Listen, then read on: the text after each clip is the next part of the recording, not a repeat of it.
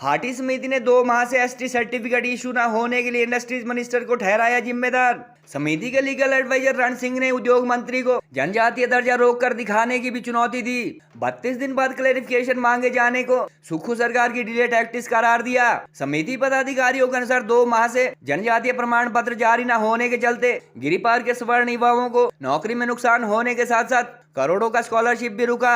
27 सितंबर को राजगढ़ में आयोजित महाकुंभड़ी में पीएम मोदी को धन्यवाद प्रस्ताव भेज चुकी है गिरिपार की 154 पंचायतें। क्षेत्र के कांग्रेस नेताओं द्वारा चुनाव से पहले एसटी स्टेटस संबंधी नोटिफिकेशन दिखाए जाने व अब दलितों के बाद सवर्णों को नुकसान संबंधी बयान जारी करने को हाटियों ने बंटवारे की राजनीति बताया। पिछले विधानसभा चुनाव में हाटी समिति द्वारा भाजपा को समर्थन के बावजूद क्षेत्र की 154 में से 100 से ज्यादा पंचायतों वाले शिलाई पर रेणुका जी हल्के में हुई थी बीजेपी प्रत्याशियों की हार। ओबीसी ब्राह्मण समुदाय से संबंध रखने वाले शिलाई कांग्रेस मंडल अध्यक्ष के अनुसार उनकी कम्युनिटी को जबरन दिया गया एसटी स्टेटस। भीम आर्मी व अनुसूचित जाति अधिकार समिति जैसे दलित संगठनों ने किया था एसटी स्टेटस का विरोध। अभी हम लोग मिले थे, मुख्यमंत्री साहब से मिले थे। इससे पहले इन्होंने जिक्र किया कि हम राष्ट्रपति से और हमारे गवर्नर साहब से हम लोग मिले थे। अब आगे क्या करना है बहुत महत्वपूर्ण है, क्योंकि इनके ऊपर ये जो नेगी तबका है ना हमारा, अब बात बोलना पड़ेगा इस मंच पे। जैसे ही हटी शब्द सुनते तो हटी आ गई, इनको ऐसा लगता है चक्कर आ जाए इनको ना, कि हम जैसे कोई विदेशी है। हमें भी वही संविधान के तहत मिल रहा है जो इनको मिला है, हम इनसे कोई आपत्ति, इनका कंटिन्यू रहे। तो ऑब्जेक्शन सबसे पहले हमारे जनजातीय मंत्री ने लगा रखा है कि हाथी है कौन है। मुख्यमंत्री से मिलेंगे, सरकार से बात करनी पड़ेगी, संघीय ढांचा है, लेकिन सरकार से बात करने की तो एक सीमा है। केंद्रीय कानून को कोमा और फुल स्टॉप भी सरकार बदल नहीं सकती है। तो हमारे बच्चों को पहले तो हो गया घाटा, लेकिन अब हर दिन घाटा हो रहा हमारे बच्चों को। तो उसके लिए कम से कम आज ही रणनीति बन जाए कि हमने सरकार को 10 दिन का समय देना है, 7 दिन का समय देना है। उसके बाद फिर आंदोलन के लिए भी क्या रहना पड़ेगा, चाहे वो सचिवालय का घेराव करना पड़ेगा। हमारे ओबीसी के भाई है, चाहे हमारे अनुसूचित जाति के भाई लोग, सभी को भड़काने का काम ये सरकार कर रही है ताकि किसी तरह इस बिल को टाला जाए, लंबित किया जाए।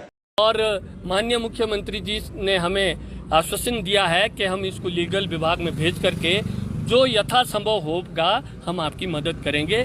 और हमें माननीय मुख्यमंत्री पर पूरा भरोसा है कि वो लगभग 60,000 जो हमारे ओबीसी ट्रांसगिरी में हैं उनके साथ न्याय किया जाए, क्योंकि हमारे को जब जनजाति इसमें डाला गया है तो ओबीसी समाज को नहीं पूछा गया उसमें। जरा ये तो बता तूने आग ये कैसे लगाई, वफा नाराज़ी तुझे हर जाई। के घर से हट्टी के नाम के वोट गए। अभी मैं गाड़ी में बोल रहा था शर्मा जी को, मैं कहा हमारे अभी देखना भी लोकसभा चुनाव में हट्टी फिर नाचना। अभी हट्टी पुत्र जो है तो समाधि में बैठा हुआ है और इलेक्शन में समाधि से निकलेंगे। और महाराज अभी जैसे मैंने बोला ना प्रोफेसर सिलेक्ट हुए, एसटी में पता कितने रिजर्वेशन होती है? अगर 100 सीटें होगी ना, 100 सीटें निकलेगी तो एसटी की पता कितनी निकलती है सीट? 4। और अभी हमको जो लाभ मिल रहा है ना, जैसे हमारे ओबीसी है, ओबीसी को 27% का लाभ मिल रहा है। तो हमारे को बोला शर्मा जी और कहीं यार चुनाव जीतना तूने कि नहीं जीतना, तो ये भूप बंद कर, जो लोग सुनना चाहते हैं वो बोलो। किसने बोला? बीजेपी कहती है। बीजेपी के कहने से क्या होना? आप दिखाइए, हमें नोटिफिकेशन दिखाइए, कहाँ क्या स्वीकार हुआ है, हमें नोटिफाई करके दिखाइए। लोगों के सर्टिफिकेट दिखा के एक आदमी के सर्टिफिकेट बना के दिखा दो, मान जाएंगे। कि सिर्फ जुबानी है, सिर्फ झूठ बोलते हैं।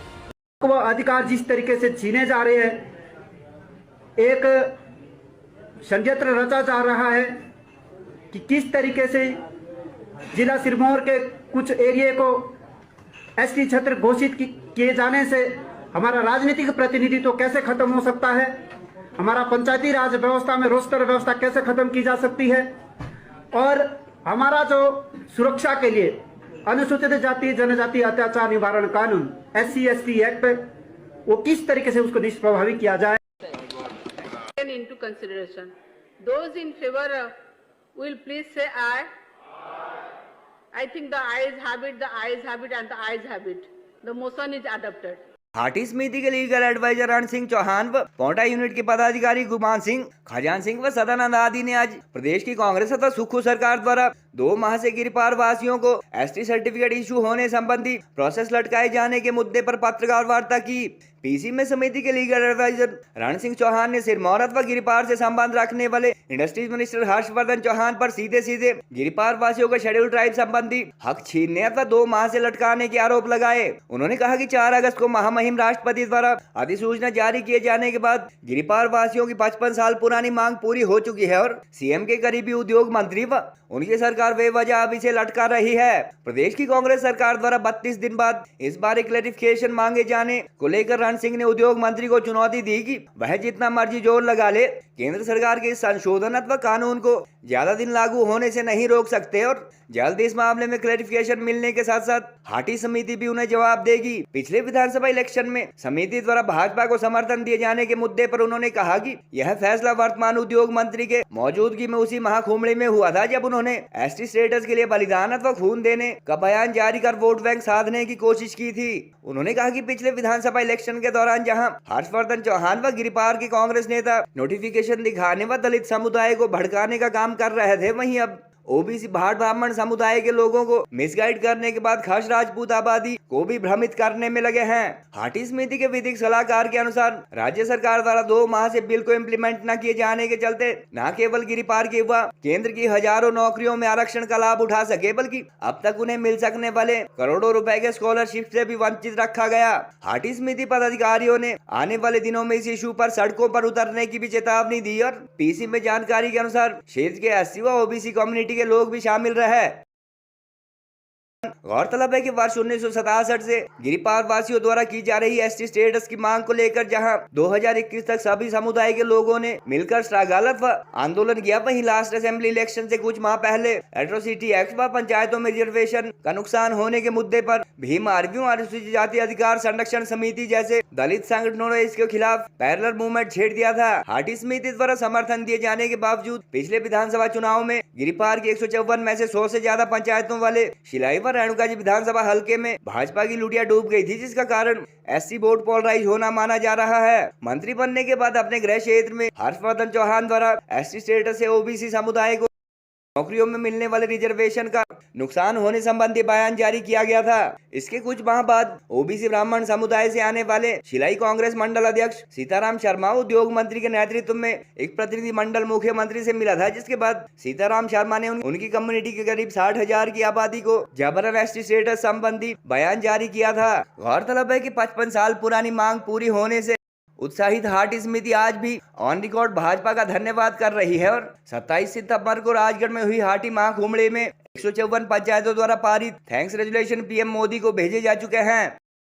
हम लोगों के लिए कोई सरकार की ओर से किसी प्रकार की अधिसूचना सर्टिफिकेट जारी करने के विषय पर नहीं की गई। ये दुख का विषय है कि यहाँ से इसी क्षेत्र से माननीय उद्योग मंत्री हर्षवर्धन जी आते हैं, लेकिन हर्षवर्धन जी इसमें एक ऐसी भूमिका अदा कर रहे हैं जिससे इसको और लंबित और टाला जाए। लेकिन हम चुनौती देते हैं उनको इस प्रेस वार्ता के माध्यम से कि वो जितनी ताकत है उतनी अपनी क्षमता यूज कर लें कि इसको रोकें उनसे और कुछ, क्योंकि उनके पास बहुत बड़ा संवैधानिक पद है। उन्होंने तत्परता लोगों के भविष्य और बच्चों के भविष्य को लेकर चिंता नहीं की, बल्कि इसमें वो हमेशा अड़ंगा लगा रहे हैं।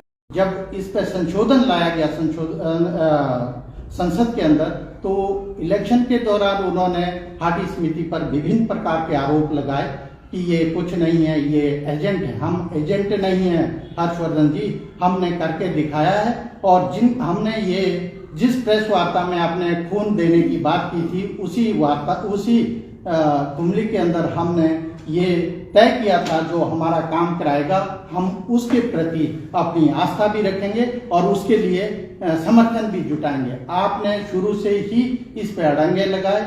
आप तो हर समुदाय में अलग अलग किस्म की आपने बीने बजाई हैं। आपके पास जब हम अध्ययन करते हैं तो आपके पास 4 बीने निकली।